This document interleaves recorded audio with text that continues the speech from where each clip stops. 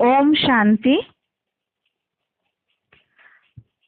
भगवत गीता श्लोक क्लास में आज का श्लोक है अध्याय 6 का 11 और 12वां श्लोक। अध्याय 6 श्लोक नंबर 11, 12। ये दोनों श्लोक जॉइंट में है, जुड़े हुए हैं, इसीलिए इकट्ठा ही पढ़ेंगे। आज से श्लोक का हेडिंग चेंज हुआ है। श्लोक नंबर 11 से श्लोक नंबर 32 तक, श्लोक नंबर 11 से श्लोक नंबर 32 तक विस्तार से ध्यान योग का विषय। श्लोक है शुचो देशे प्रतिष्ठाप्य स्थिरमासनमात्मनः नात्युच्छ्रितं नातिनीचं चैलाजिन कुशोत्तरम् तत्रैकाग्रं मनः कृत्वा यत चित्तेन्द्रियक्रियः उपविश्यासने युञ्जात् योगमात्मन विशुद्धये। श्लोक दोबारा। शुचो देशे प्रतिष्ठाप्य स्थिरमासनमात्मनः नात्युच्छ्रितं नातिनीचं चैलाजिन कुशोत्तरम् तत्रैकाग्रं मनः कृत्वा यत चित्तेन्द्रियक्रियः उपविश्यासने युञ्जात् योगमात्मविशुद्धये।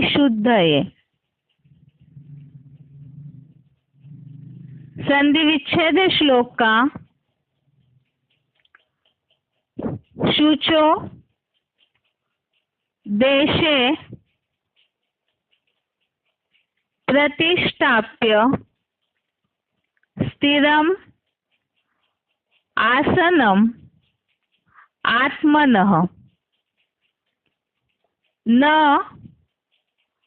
अत्युच्छ्रितं न अतिनीचं चैलाजिन कुशोत्तरम्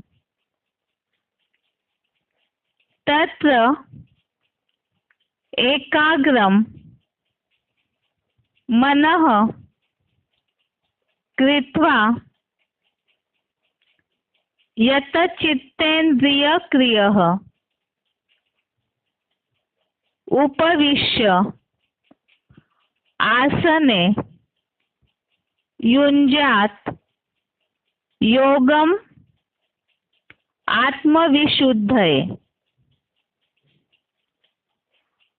संधि विच्छेद दोबारा। शुचो देशे प्रतिष्ठाप्य स्थिरम् आसनम् आत्मनः न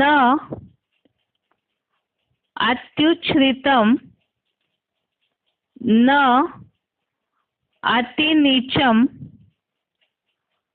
चैलाजिन कुशोत्तरम् तत्र एकाग्रं मनः कृत्वा यत चित्तेन्द्रियक्रियः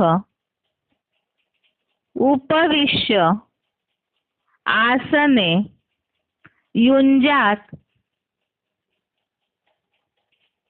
योगम आत्मविशुद्धये। शब्दों का अर्थ है आत्मविशुद्धये अर्थात आत्मा की विशेष शुद्धि हेतु शुचो देशे अर्थात पवित्र स्थान में, चैलाजिन अर्थात वस्त्र रहित मृगचर्म,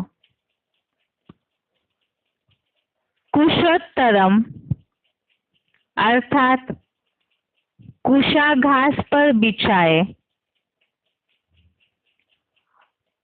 नाति नीचम अर्थात न अति नीचे, नात्युच्छ्रितम अर्थात न अति ऊंचे, आत्मनः अर्थात अपना, स्थिरम अर्थात स्थिर, आसनम अर्थात आसन, प्रतिष्ठाप्य अर्थात जमा कर,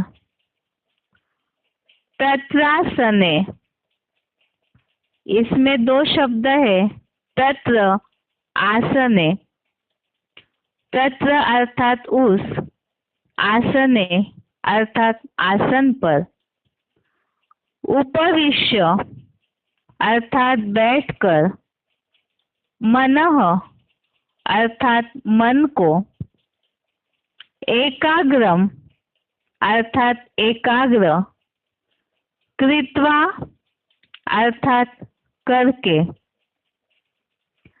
यत चित्तेन्द्रिय क्रियः अर्थात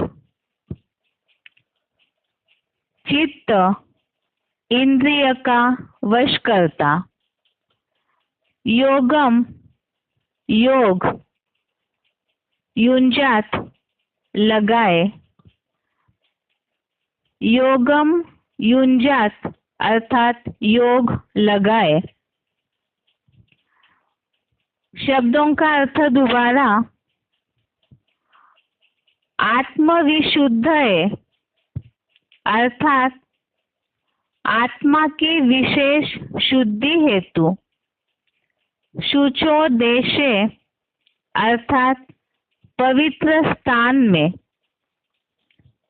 चैलाजिन अर्थात वस्त्र सहित मृगचर्म, कुशोत्तरम अर्थात कुशा घास पर बिछाए, नाति नीचम अर्थात न अति नीचे, नात्युच्छ्रितम अर्थात न अति ऊंचे, आत्मनः अर्थात अपना, स्थिरम अर्थात स्थिर, आसनम अर्थात आसन, प्रतिष्ठाप्य अर्थात जमा कर, तत्रासने इसमें दो शब्द है, तत्र आसने, तत्र अर्थात उस, आसने अर्थात आसन पर, उपविश्य अर्थात बैठकर, मनः अर्थात मन को, एकाग्रम अर्थात एकाग्र, कृत्वा अर्थात करके, यत चित्तेन्द्रिय क्रियः अर्थात चित्त इंद्रिय का वश करता, योगम युंजात अर्थात योग लगाए। श्लोक का अर्थ है, आत्मा की विशेष शुद्धि हेतु पवित्र स्थान में वस्त्र सहित मृगचर्म कुशा घास पर बिछाए,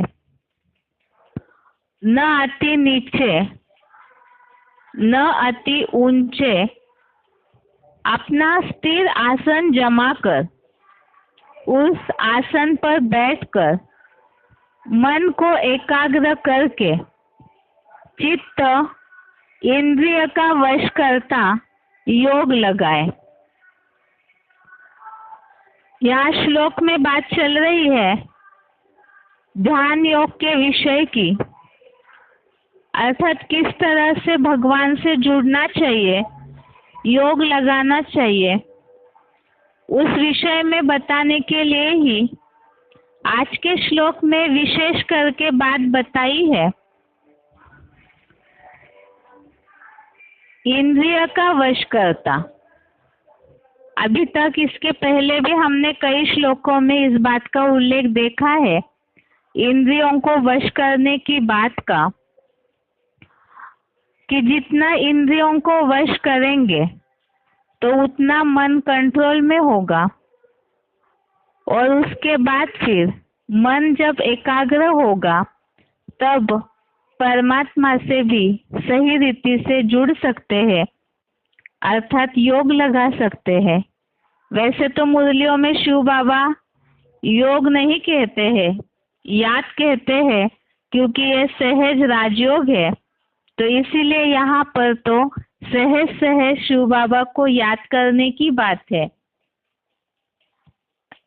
इस श्लोक का क्लैरिफिकेशन सहित अर्थ पढ़ते हैं। क्लैरिफिकेशन सहित अर्थ है ज्योति बिंदु आत्मा की विशेष शुद्धि हेतु पवित्र स्थान में सूत से बने वस्त्र सहित मृग चर्म पवित्र कुशा घास पर बिछाए, न अति नीचे गर्त में, न अति ऊंचे स्थान पर अभ्यास पूर्वक अपना स्थिर आसन जमा कर उस आसन पर निश्चिंत हो बैठकर मन को भ्रू मध्य आत्मस्टार में एकाग्र करके विशेष कर्म योगी ब्राह्मण इस प्रकार चित्त इंद्रिय का वश करता एकमात्र अर्जुन रथ व्यापी शिव से योग लगाए। तो इसमें सबसे पहली बात शिव बाबा को याद इसलिए करना है, ये तो हम जानते हैं जन्म जन्मांतर का देहभान बड़ा है, तो पाप कर्मों का विनाश करने के लिए ही याद करते हैं, दुखों से मुक्ति के लिए ही याद करते हैं भगवान को। इसमें गीता में तो उल्लेख आया है कर्मयोगी बनने का, कहीं भी ये बात नहीं बताई है कि हठपूर्वक सब कुछ छोड़ करके बैठने के लिए कहीं भी नहीं बताया। तो इसलिए यहाँ आत्मा की विशेष शुद्धि हेतु, क्योंकि जो पुरुषार्थ करते हैं पुरुषार्थी तो आत्मा की शुद्धि के लिए ही करते हैं, और उसके लिए ही एकाग्र होकर के याद करना, या जैसे गीता में शब्द आया है योगी का, योग लगाने के लिए ही मन को एकाग्र करना जरूरी है। और मन एकाग्र करने के लिए ही एक तो बताया कि अभ्यास पूर्वक अपना स्थिर आसन जमा कर, ऐसे तो कर्मयोगियों को बोला है चलते फिरते हर कर्म करते समय याद जुड़ी हुई होनी चाहिए। लेकिन जैसे कई मुरलियों में शिव बाबा ने ये बात का उल्लेख भी किया है कि इतनी प्रैक्टिस अभी हुई नहीं है मन एकाग्र करने की कि चलते फिरते लगातार जो उल्लेख आया है कि हर काम करते हुए भी जैसे इस दुनिया में हम है ही नहीं, इतना बुद्धि योग जुड़ा हुआ रहे, जैसे कि योगीश्वर शंकर वो तो इस दुनिया में होते हुए भी जैसे कि नहीं है, इस तरह से अकर्ता योगी बन जाते हैं, इतना बुद्धि योग एकाग्र हो जाता है। तो ऐसे जब तक स्थिति नहीं आई है तब तक चलते फिरते याद की प्रैक्टिस तो होनी ही है। लेकिन जब वैसे नहीं होता, मन जब ज्यादा चंचल हो जाता है, तो ऐसे समय में स्थिर बैठ करके एकाग्र होकर के भी याद करने की प्रैक्टिस होनी चाहिए। तो यहाँ जैसे सन्यासी लोग, भक्ति मार्गीय लोग ऐसे सोचते हैं कि कहीं गुफा में जाके बैठना है, कहीं गड्ढे में जाके बैठना है, तो इस तरह से हठयोग करने की बात नहीं है। तो यहाँ एक साधारण विधि बताई है कि एकाग्र होकर के बैठना है और निश्चिंत होकर के आसन जमा कर बैठकर मन को भ्रूमध्य आत्मस्टार में एकाग्र करके विशेष कर्मयोगी ब्राह्मण इस प्रकार चित्त इंद्रिय का वश करता अर्जुन रथ व्यापी शिव से योग लगाए। एक तो इंद्रियों को कंट्रोल करना है, जैसे याद में भी बैठे हैं तो कई बार मुरलियों में शिव बाबा ने बहुत सारे उदाहरण दिए हैं। याद में बैठते हैं तो जैसे क्लास में कोई आता है तो तुरंत दृष्टि चंचल हो जाती है, या तो आने जाने वालों पे ही ध्यान जाता है, या तो स्थिर होकर बैठते नहीं है तो कहीं ना कहीं हाथ पांव की हलचल होती है। तो जब तक शरीर को स्थिर नहीं किया है, इंद्रियों को वश नहीं किया है, तो तब तक, क्योंकि इंद्रियां चंचलता करती रहेगी तो मन भी इंद्रियों के पीछे भागता रहेगा, संकल्प शक्ति उधर जाती रहेगी। तो इसीलिए आज के श्लोक में मुख्य बात बताई इंद्रिय का वश करता। इससे संबंधित रेफरेंस श्लोक है, एक तो 8वें अध्याय का 12वां श्लोक, अध्याय 8 का श्लोक नंबर 12। इसमें बात आई है सारे ही 9 इंद्रिय द्वार अविचल रूप से संपूर्णतः वश करके और मन को अंतःकरण में रोककर ज्योति बिंदु आत्मा की प्राण शक्ति को शिव बाबा से योग की धारणा में आधारित निरंतर परमात्मा की भ्रुकुटी रूप अकाल तख्त के मध्य में स्थिर होकर। तो यहाँ भी यही बात का उल्लेख है जो आज के श्लोक में है, इंद्रियों को पूरी तरह से वश करके अर्थात कंट्रोल करके, मन को भी कंट्रोल करके योग लगाना है। और योग अर्थात याद किसको करना है, तो जो एक व्यापी है, एक अर्जुन रथ में अर्थात मुकर्रर तन में जो शिव सुप्रीम सोल विराजमान है, तो उनसे बुद्धि का योग जोड़ना है। आगे का रेफरेंस श्लोक है दूसरे अध्याय का 58वां श्लोक, अध्याय 2 का श्लोक नंबर 58।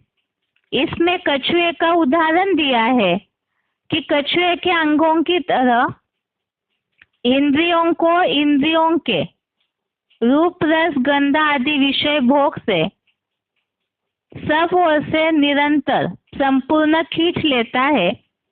उस योगी की बुद्धि दृढ़ता से आत्मस्थिर हो जाती है। तो यहाँ कछुए के इस श्लोक को तो कई बार रेफरेंस श्लोक के रूप में हमने समझा है। विशेष मुख्य बात है याद करना है, तो मन स्थिरता के लिए, मन एकाग्रता के लिए इंद्रियों को कंट्रोल करना जरूरी है।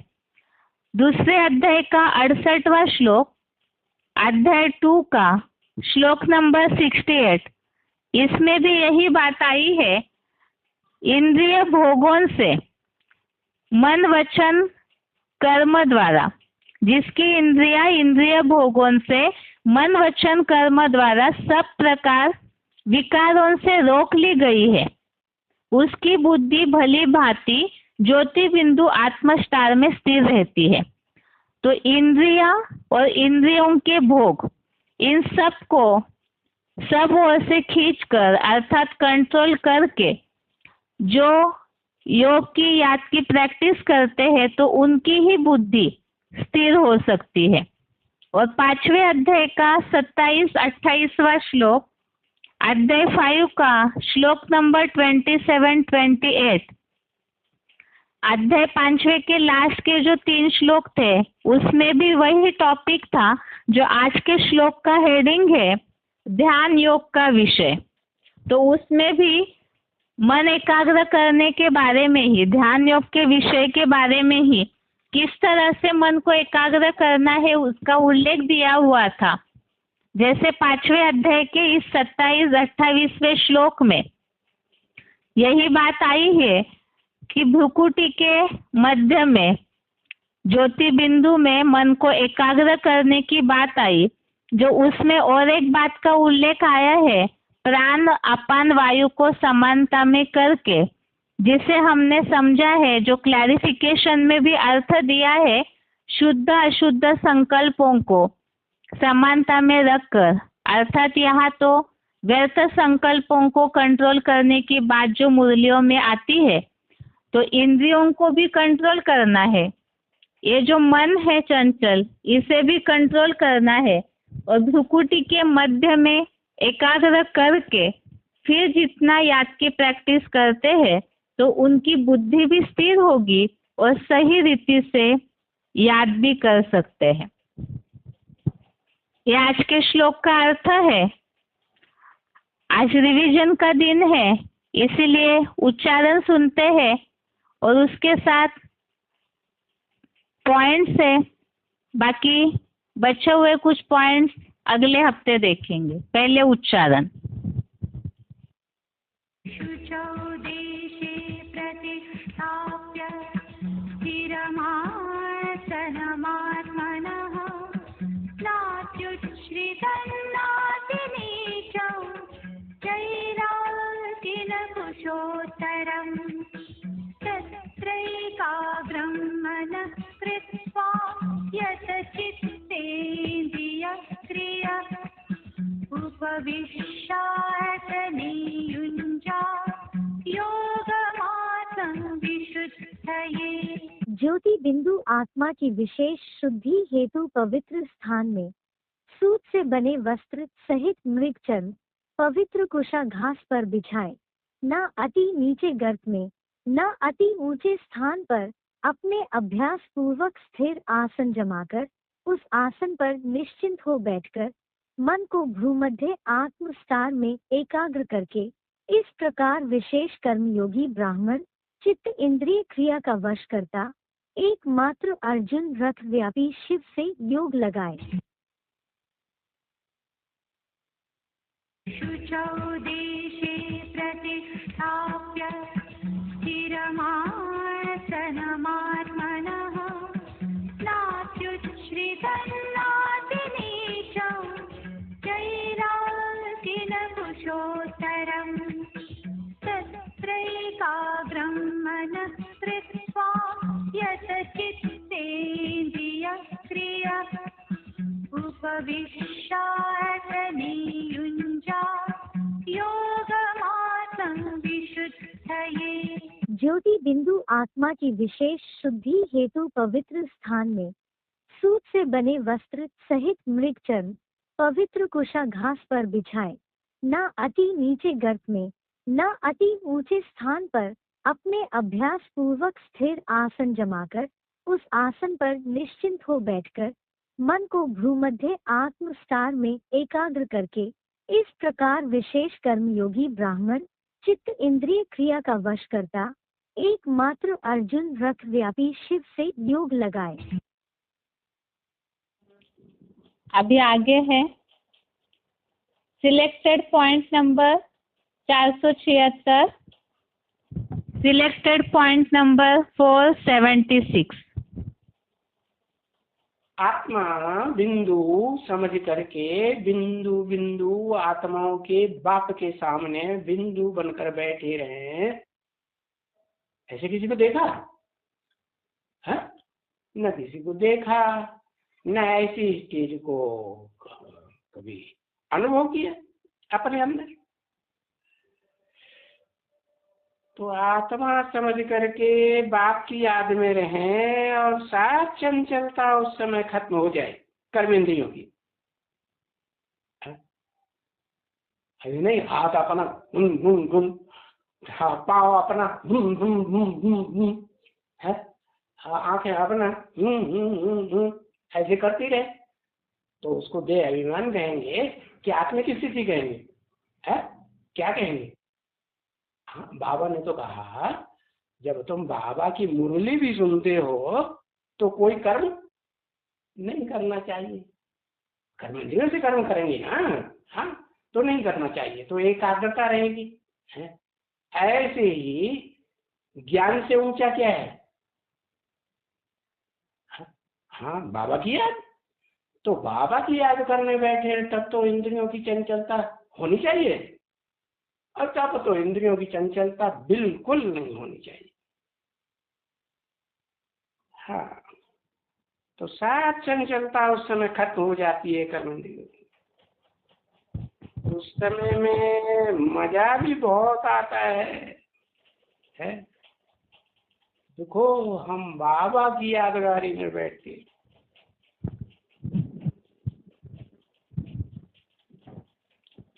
आगे है अव्यक्तवाणी का पॉइंट है।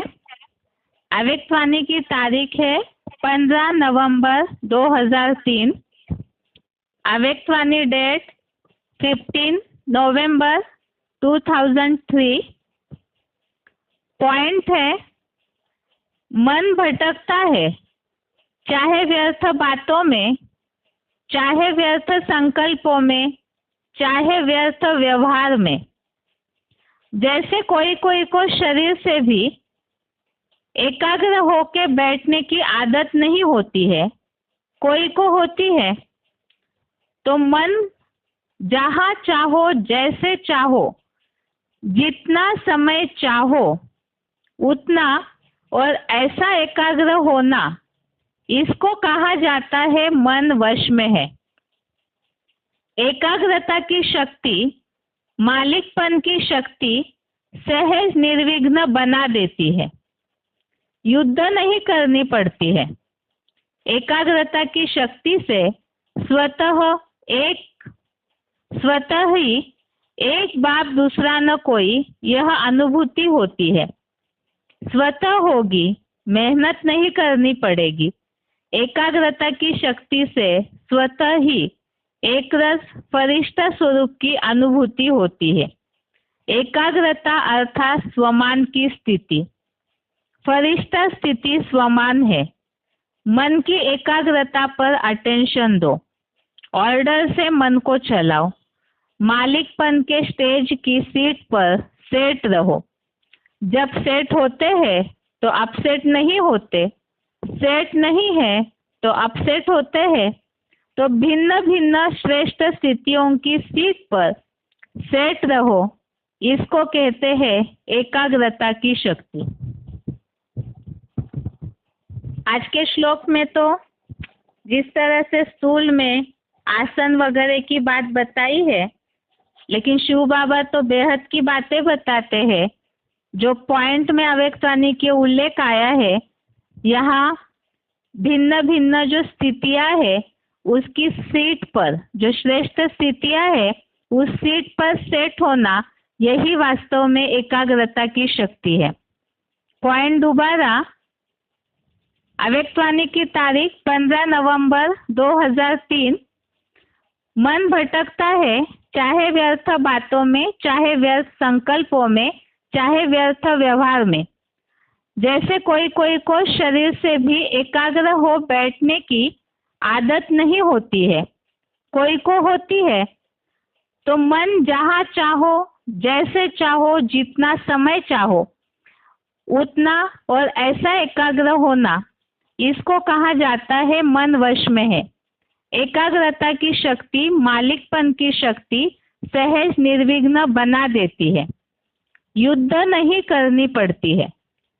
एकाग्रता की शक्ति से स्वतः ही एक बाप दूसरा न कोई, यह अनुभूति होती है। स्वतः होगी, मेहनत नहीं करनी पड़ेगी। एकाग्रता की शक्ति से स्वतः ही एक रस फरिश्ता स्वरूप की अनुभूति होती है। एकाग्रता अर्थात स्वमान की स्थिति, फरिश्ता स्थिति स्वमान है। मन की एकाग्रता पर अटेंशन दो, ऑर्डर से मन को चलाओ। मालिकपन के स्टेज की सीट पर सेट रहो। जब सेट होते हैं तो अपसेट नहीं होते, सेट नहीं है तो अपसेट होते हैं। तो भिन्न भिन्न श्रेष्ठ स्थितियों की सीट पर सेट रहो, इसको कहते हैं एकाग्रता की शक्ति। आगे है इस हफ्ते की श्लोक रिवीजन। पिछले हफ्ते जैसे कि अनाउंस किया था, श्लोक टेस्ट पिछले हफ्ते नहीं हुई है, इसलिए इस हफ्ते श्लोक टेस्ट के लिए अध्याय 6 का 1 से लेकर के 12 नंबर श्लोक तक रहेंगे। रविवार संगठन के श्लोक टेस्ट में अध्याय 6 का श्लोक नंबर 1 से श्लोक नंबर 12 तक श्लोक टेस्ट के लिए प्रश्न रहेंगे, लेकिन पिछले हफ्ते 5 श्लोकों की रिवीजन हो चुकी है, इसीलिए आज इस हफ्ते पढ़े हुए श्लोकों की रिवीजन देखेंगे। श्लोक है पहले 6 नंबर श्लोक नंबर 6। श्लोक है बंधुरात्मान मनस्तस्य एनात्मेवात्मनाजितः अनात्मनस्तु शत्रुत्वे वर्ते तात्मैव शत्रुवत्। अर्थात जिसने अपनी चेतन बनी मन बुद्धि द्वारा ज्योति बिंदु आत्मा को जीता है, उसकी आत्मा ही मन जीत होने से अपना मित्र है, दूसरा मित्र शत्रु नहीं। किंतु अनात्मस्थ देह भानी की चंचल मन वाली क्षीण बुद्धि आत्मा ही शत्रु की तरह शत्रुता करने में तत्पर रहती है। यहाँ मन बुद्धि को कंट्रोल करने की बात है। मन कंट्रोल में है तो अपना मित्र है, और मन अगर भटकता है, देह भान में है, तो वही आत्मा अपने लिए शत्रु की तरह नीचे गिराने के निमित्त बनती है। और इससे संबंधित रेफरेंस श्लोक समझते समय ही रेफरेंस श्लोक किस तरह से टैली होते हैं हम समझ चुके हैं, इसलिए रिवीजन में केवल रेफरेंस श्लोक के नंबर रिपीट करेंगे, उसका भावार्थ नहीं पढ़ेंगे। श्लोक नंबर 6 श्लोक नंबर 6 के रेफरेंस श्लोक है 3 अध्याय का 34, 37, 35 नंबर श्लोक, अध्याय 3 का 34, 37, 35 नंबर श्लोक। आगे है श्लोक नंबर 6 के ही रेफरेंस श्लोक है अध्याय 2 का 66, 67 नंबर श्लोक, अध्याय 2 का श्लोक नंबर 66, श्लोक नंबर 67, 16वें अध्याय का 21वां श्लोक, अध्याय 16 का श्लोक नंबर 21, अध्याय 6 का श्लोक नंबर 27, अध्याय 6 का श्लोक नंबर 27। आगे है 7वां श्लोक नंबर 7, जितात्मनः प्रशांतस्य परमात्मा समाहित शीतोष्ण सुख दुखेषु तथा मानापमानयो। अर्थ है आत्मजयी परम शांत बिंदु बने पुरुष की परम पाठधारी हीरो आत्मा गीता के 15वें अध्याय के 17वें श्लोक में उल्लेखित सर्दी गर्मी सुख दुख में तथा मान अपमान में संतुष्ट रहती है। श्लोकों में भगवत प्राप्त पुरुष के लक्षण और आत्म उद्धार के लिए प्रेरणा ये टॉपिक चल रहा है, और इसमें यहाँ हीरो पाठधारी के पुरुषार्थ के जो लक्षण है वो बताए कि हर स्थिति परिस्थिति में वे आत्मजयी होने कारण संतुष्ट रहते हैं। इस संबंधित परमात्मा पाठधारी के लिए ही श्लोक उल्लेखित श्लोक रेफरेंस नंबर है 15वें अध्याय का 17वां श्लोक, अध्याय 15 का श्लोक नंबर 17। जो परमात्मा पाठधारी कौन है उनके बारे में इस श्लोक में बताया। आगे है श्लोक नंबर 7। श्लोक नंबर 7 के रेफरेंस श्लोक है 15वें अध्याय का 5वां श्लोक, अध्याय 15 का श्लोक नंबर 5, 14वें अध्याय का 24वां श्लोक, अध्याय 14 का श्लोक नंबर 24, 25। आगे है श्लोक नंबर 7वां। श्लोक नंबर 7 के रेफरेंस श्लोक और भी 12वें अध्याय का 13, 14, 18, 19 नंबर श्लोक, अध्याय 12 के श्लोक नंबर 13, 14, 18, 19। आगे है श्लोक नंबर 7। श्लोक नंबर 7 के और भी रेफरेंस श्लोक दूसरे अध्याय का 15वां और 38वां श्लोक, अध्याय 2 का श्लोक नंबर 15, श्लोक नंबर 38। आगे है 8वां श्लोक, ज्ञान विज्ञान तृप्तात्मा कूटस्थो विजितेन्द्रियः युक्त इत्युच्यते योगी समलोष्टाश्म कांचनः।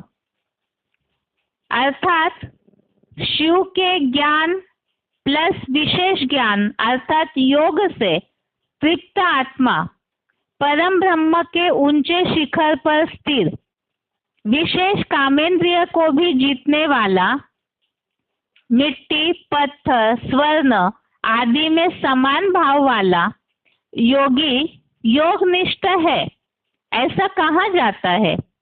ऐसे अलोलुप का योगक्षेमम वहाम्यहम, गीता का 9वें अध्याय का 22वां श्लोक, अध्याय 9 का श्लोक नंबर 22 जो रेफरेंस श्लोक में दिया हुआ है।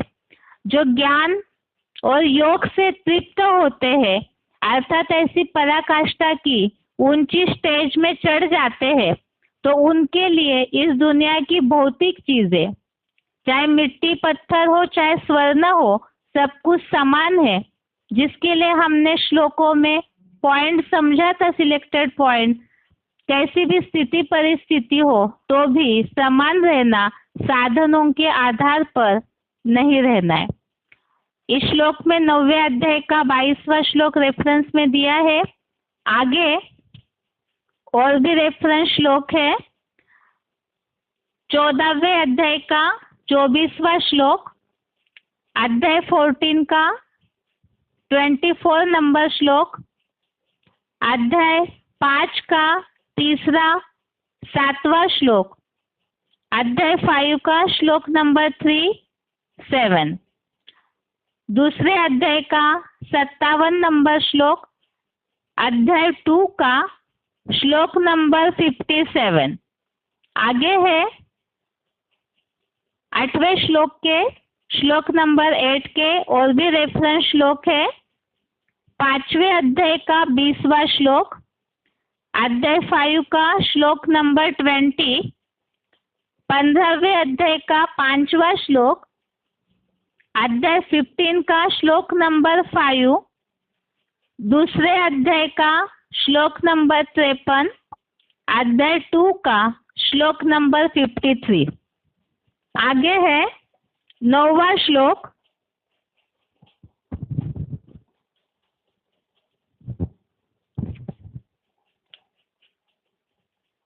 सुहृन्मित्रार उदासीन मध्यस्थ द्वेष बंधुषु साधुष्वपि च पापेषु समबुद्धिर विशिष्यते। अर्थात स्नेही, मित्र, शत्रु, उदासीन, मध्यस्थ, द्वेषी व बंधुजनों में इंद्रियों की साधना करता साधु और पापियों में भी समान बुद्धि वाला विशेष माना गया है। मुरलियों में उल्लेख आता है देह, देह के संबंधी, देह के पदार्थ, देह की स्थिति परिस्थितियों से संबंधित हर बात में योगी एक रस रहते हैं। और यही बातें अभी तक जो 7वां, 8वां, 9वां श्लोक में उसमें भी अलग अलग शब्दांकनों के साथ बताई है। कैसी भी व्यक्ति हो, घृणा वाली, द्वेष वाली या मित्र हो, शत्रु हो, सब बातों में योगी समान बुद्धि वाले होते हैं। इस संबंधित रेफरेंस श्लोक है अध्याय 6 का 29वां श्लोक, अध्याय 6 का श्लोक नंबर 29, 5वें अध्याय का 18वां श्लोक, अध्याय 5 का श्लोक नंबर 18। आगे है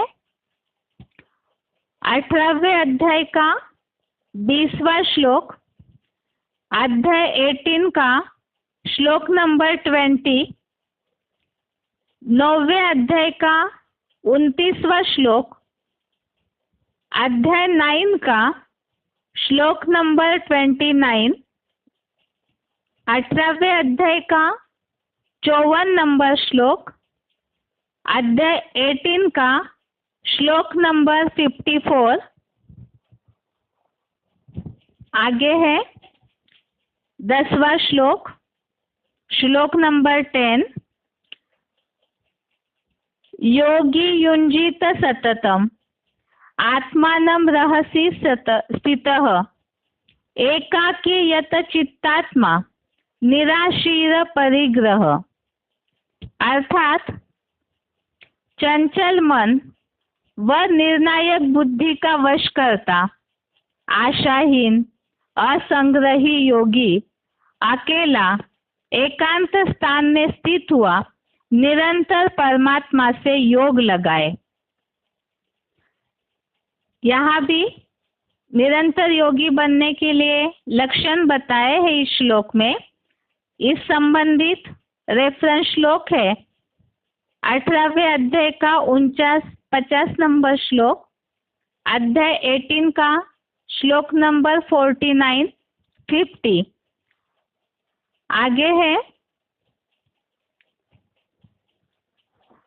अध्याय 18 का ही श्लोक नंबर 51 से 53 तक, अध्याय 18 का ही श्लोक नंबर 51 से श्लोक नंबर 53 तक। इन श्लोकों में वही बातें आई है जो 10वें श्लोक में उल्लेखित है। आगे है आज का श्लोक, श्लोक नंबर 11, 12, श्लोक नंबर 11, 12। शुचो देशे प्रतिष्ठाप्य स्थिरमासनमात्मनः नात्युच्छ्रितं नातिनीचं चैलाजिन कुशोत्तरम् तत्रैकाग्रं मनः कृत्वा यतचित्तेन्द्रियक्रियः उपविश्यासने युञ्जात् योगमात्मविशुद्धये।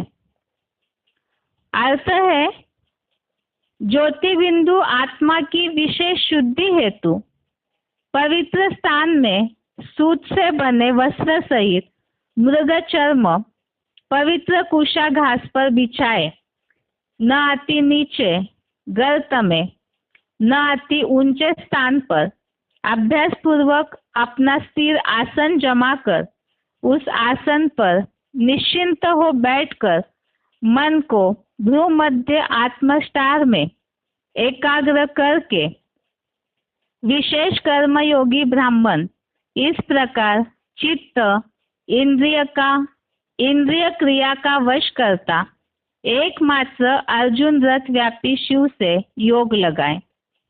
और श्लोक संबंधित रेफरेंस श्लोक 8वें अध्याय का 12वां श्लोक, अध्याय 8 का श्लोक नंबर 12।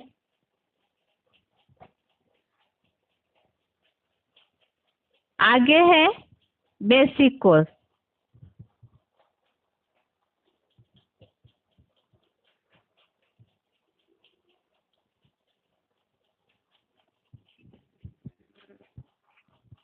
बेसिक कोर्स में पिछले हफ्ते जो रिवीजन हो चुकी है उसे केवल शॉर्ट में देख के आगे देखते हैं, क्योंकि रिवीजन के दिन समय कम होता है, इसलिए जो रिवीजन हो चुकी है उसे सिर्फ शॉर्ट में देख के आगे जाएंगे।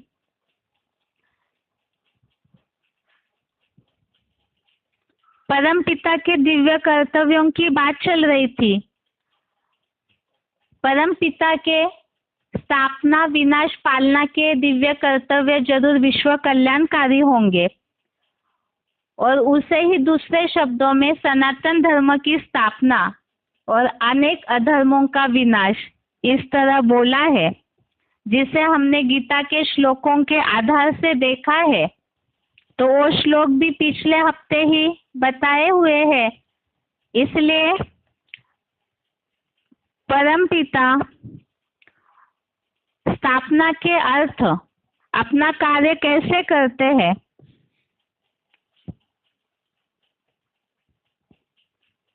श्लोकों में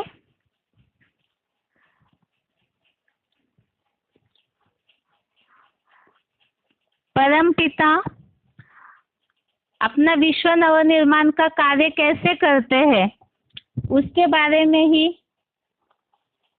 पहली बात तो परम पिता अपना कार्य करने के लिए ये समझा था वो कोई स्थूल जन्म नहीं देते हैं, तो भी वो परम पिता कैसे कहे जाते हैं।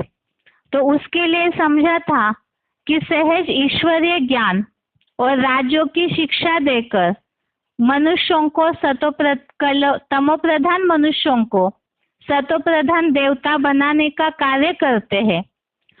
और ये जो कार्य है, जैसे मनुष्यों को स्थूल जन्म माता पिता से मिलता है, वैसे परम पिता से ईश्वरीय ज्ञान द्वारा अलौकिक जन्म मिलता है। मनुष्यों को ही इसलिए सुधारा जाता है क्योंकि मनुष्यों के आधार से ही सारी जड़ जंगम सृष्टि का परिवर्तन नूंदा हुआ है, जिसे हमने सृष्टि चक्र में समझा था।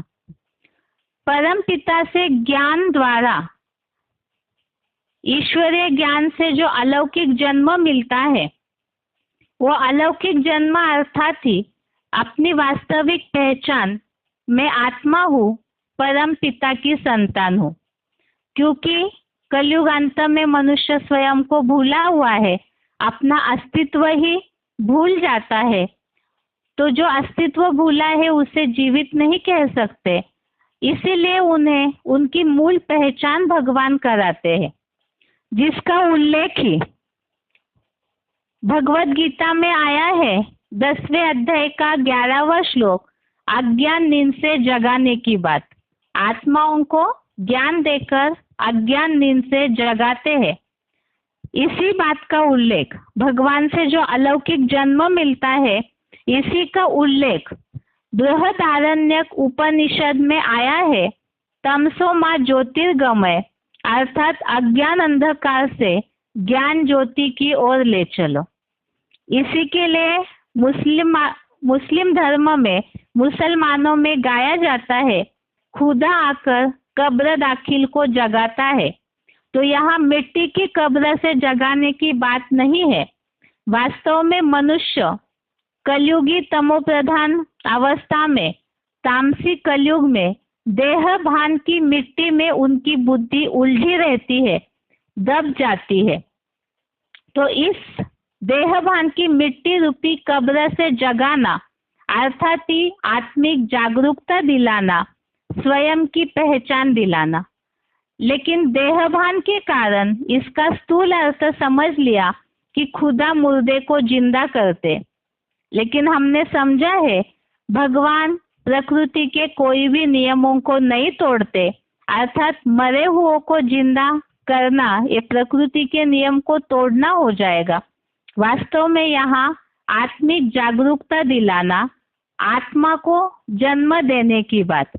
लेकिन अब हमने तो समझा है आत्मा तो अविनाशी है, उसको रचने व जन्म देने का प्रश्न ही नहीं उठ सकता।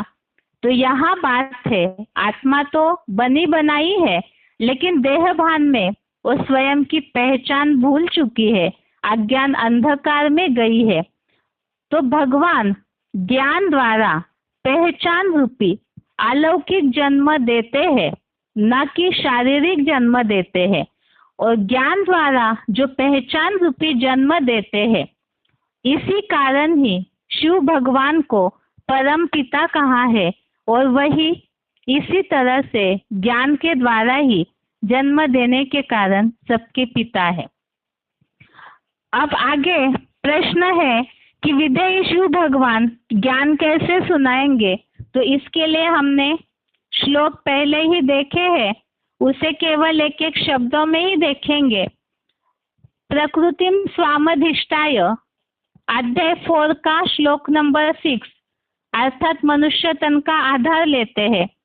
अध्याय 9 का श्लोक नंबर 11 यहाँ साधारण मनुष्य तन का आश्रय लेते हैं। बताने में थोड़ा सा गलत हुआ।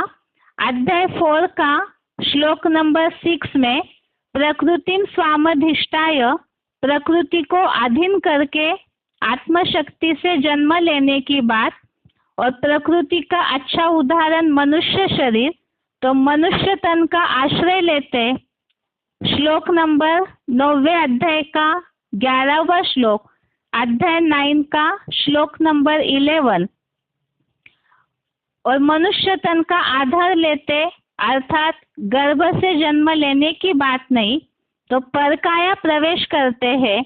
इसके लिए 11वें अध्याय का 54 नंबर श्लोक, अध्याय 11 का श्लोक नंबर 54 प्रवेश तुम, और दिव्य जन्म है। ये प्रवेश करना परकाया प्रवेशी परम पिता का अलौकिक जन्म दिव्य जन्म है, जिसके लिए चौथे अध्याय का 9वां श्लोक, अध्याय 4 का श्लोक नंबर 9। अभी प्रश्न है कि परम पिता जब साधारण शरीरधारी के द्वारा कार्य करते हैं, तो वह शरीरधारी कौन है जिसमें वो निराकार शिव पिता प्रवेश कर दिव्य जन्म ले चुके हैं, अथवा किसके द्वारा शिव पिता उनके 3 दिव्य कर्तव्य अर्थात स्थापना, विनाश और पालना के कार्य को करा रहे हैं। इन कर्तव्यों को कराने के लिए शिव पिता 3 साकार शरीरधारियों का आधार लेते हैं और उनको कर्तव्य के आधार पर नाम देते हैं। जैसे कोई कंपनी में अलग अलग कामों के लिए अलग अलग व्यक्तियों को रखा जाता है, तो उनके उस कार्य के आधार से उनको उस पद का नाम मिलता है। जैसे कोई अकाउंट का काम करते हैं तो अकाउंटेंट है, तो उस व्यक्ति का नाम तो कोई और होता है, लेकिन जो पद है उनका, उस आधार से उनको अकाउंटेंट का टाइटल मिला, पद का नाम मिला। इसी तरह से भगवान भी जिनके द्वारा कार्य कराते हैं, तो उनको उनके कर्तव्य के आधार से नाम मिलता है अर्थात टाइटल मिलता है। तो उनका शरीर का नाम तो कुछ और होता है। जिस व्यक्तित्व के द्वारा स्थापना, पालना, विनाश का कर्तव्य या कार्य कराते हैं, उनका नाम ही, जैसे समझा हमने, कर्तव्य के आधार से टाइटल मिलता है, तो कर्तव्य के आधार से उनका नाम ही क्रमशः ब्रह्मा, विष्णु और शंकर रखते हैं। और ये जो 3 नाम है, ब्रह्मा, विष्णु, शंकर, जो टाइटल मिले हुए हैं, इन 3 मूर्तियों का ही, इन तीनों का ही शास्त्रों में गायन त्रिदेव अथवा त्रिमूर्ति के रूप में है।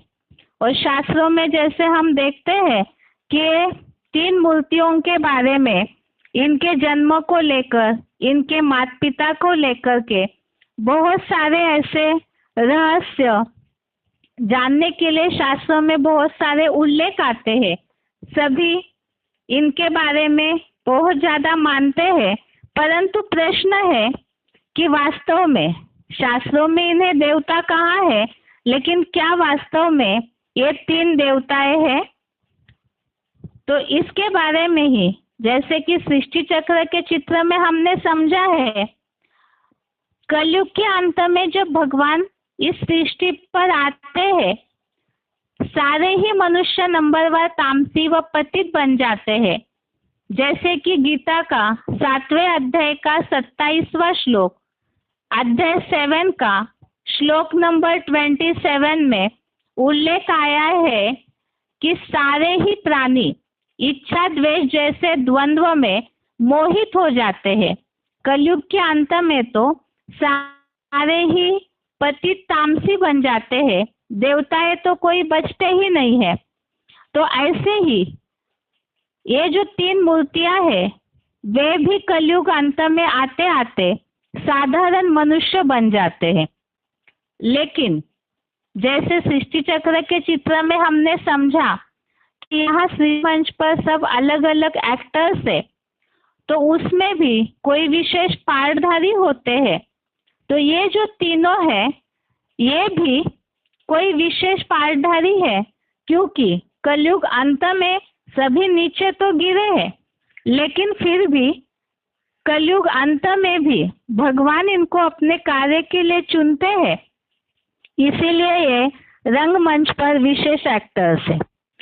अब ये जो 3 मूर्तियां हैं, तो इनके बारे में जैसे कि शास्त्रों में, भक्ति मार्ग के बहुत से चित्रों में ब्रह्मा जी को 4 मुख वाला, विष्णु को 4 भुजाओं वाला, शंकर को नाग बलाए धारण किया हुआ, इस तरह से अलग अलग रूप में दिखाया है। तो भक्ति मार्ग में जो भी चित्र दिखाए हैं, वास्तव में कलयुग के अंत में आते आते सब पतित तामसी है। ऐसे कोई नाग बलाओं वाला, 4 मुख वाला, 4 भुजाओं वाले व्यक्ति तो कोई दिखने में आते नहीं है, लेकिन चित्र जो है वो चरित्र के यादगार होते हैं। तो ये जो प्रतीकात्मक चित्र है वो भी चरित्र की यादगार होते हैं। अब इन 3 मूर्तियों के द्वारा क्या कर्तव्य किया जाता है, जिसकी यादगार में इन तीनों को चित्र में ऐसे चित्रित किया गया है, उसे हम आगे एडवांस कोर्स में समझेंगे। लेकिन इन तीनों के बारे में और एक भक्ति मार्ग में बात मान्यता है, जैसे कि इन तीनों को भगवान समझा गया है। शास्त्रों में तो गाया जाता है उत्पत्ति करता ब्रह्मा, पालन करता विष्णु और तथा प्रलय करता शंकर। अब चित्रों में भक्ति मार्ग के जैसे कि स्लाइड में भी चित्र दिया हुआ है, इसमें ब्रह्मा को स्थापनाकारी, विष्णु को पालनाकारी और जो शिव को विनाशकारी के रूप में ऐसे चित्र बहुत सारे भक्ति मार्ग के दिखने में आते हैं। अब इसमें भी वास्तव में शंकर का चित्र दिखाकर उसमें शिव लिखा जाता है। अब शास्त्रों में शंकर को शिव कहा गया है, जो कि सही नहीं है, जिसे हमने पहले भी समझा था कि देवताएं और यहाँ शंकर और शिव में अंतर है। वो क्या अंतर है इसे आगे तो समझेंगे ही, पहले शॉर्ट में हम समझ चुके हैं शिव अलग है और शंकर अलग है। अब यहाँ प्रश्न चल रहा था कि इन तीनों देवताओं को भगवान समझते हैं भक्ति मार्ग में, और उसी आधार से ब्रह्मा को फॉलो करने वाले ब्रह्म समाजी, विष्णु को फॉलो करने वाले वैष्णव, शिव को फॉलो करने वाले शैव संप्रदाय, इस तरह के नाम भी पड़े हुए हैं। अब ये तो हमने समझा कि शिव और शंकर वास्तव में अलग अलग है, लेकिन भक्ति मार्ग में उन्हें एक समझ करके इस तरह से शैव संप्रदाय के रूप में एक अलग पंथ बना दिया। इन तीनों को भी 3 भगवान समझ लिया है, लेकिन हमने पहले समझा है इस बात को, गॉड इज वन, भगवान तो एक ही होते हैं। और जैसे भगवान का जो शब्द है वो एक वचन में ही प्रयोग होता है, और देवता ये शब्द बहुवचन में प्रयोग होता है। भगवान जो है वो तो सुप्रीम पर्सनालिटी है, वो एक ही होती है।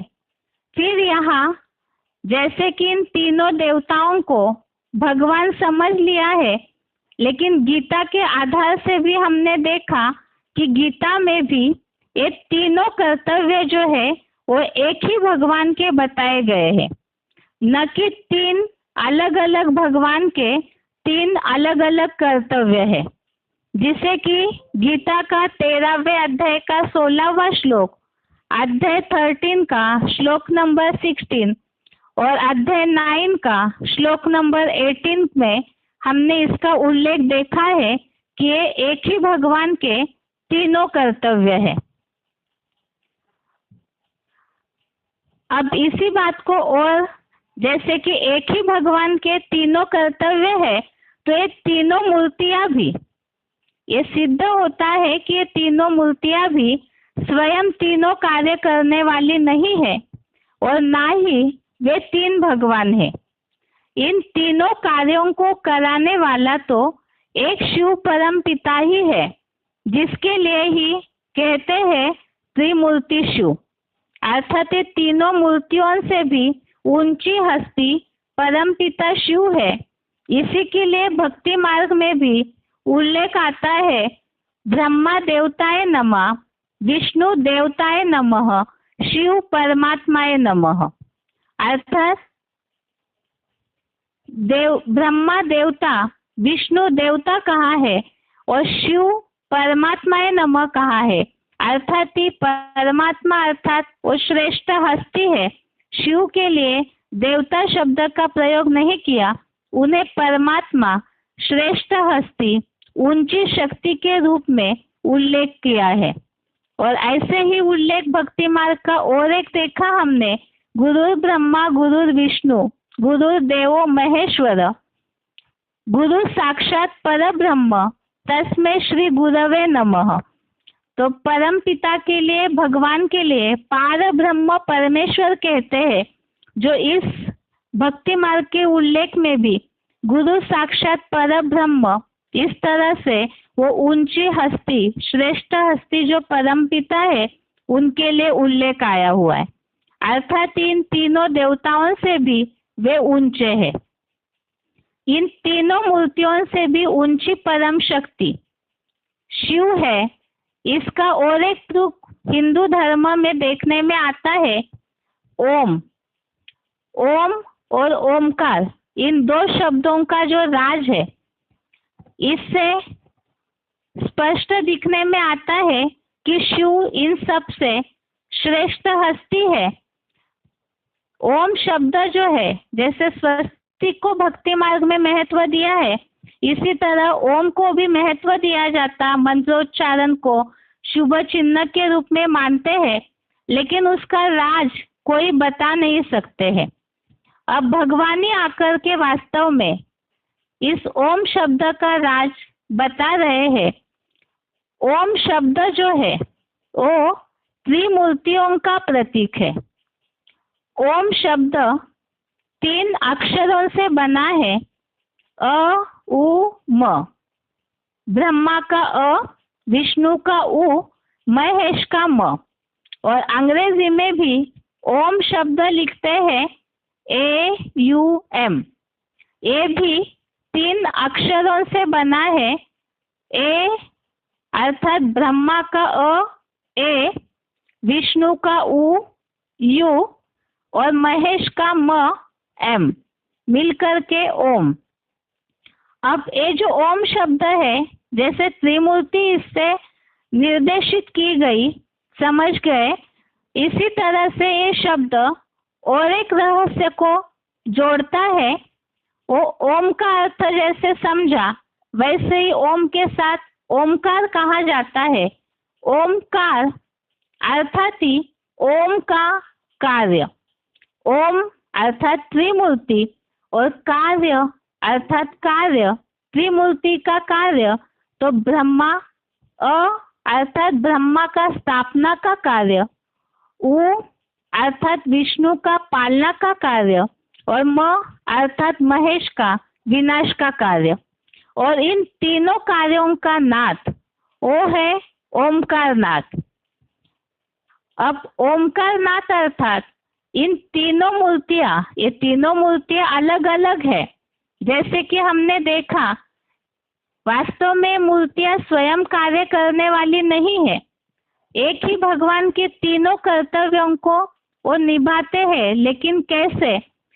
तो ब्रह्मा, विष्णु और शंकर के कार्य भिन्न भिन्न होने पर भी इनके कार्य एक दूसरे से जुड़े हुए हैं और कार्य सहित इन तीनों मूर्तियां भी जुड़ी हुई है।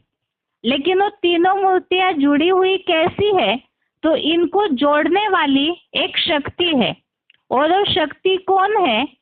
उनके कल्याणकारी कार्यों को, इन कार्यों को कल्याणकारी स्वरूप में जोड़े रखने वाली वो परम शक्ति जो है, वही वास्तव में इन तीनों का नाथ है। अर्थात ही वो शक्ति ही वास्तव में ब्रह्मा, विष्णु और शंकर के होने का मूल कारण है। तो ओमकार नाथ, ओम अर्थात तीनों मूर्तियां, कार अर्थात कार्य और नाथ अर्थात इन तीनों मूर्तियों के कार्यों का नाथ। और वो नाथ अर्थात ही है वो परम शक्ति, परम पिता शिव।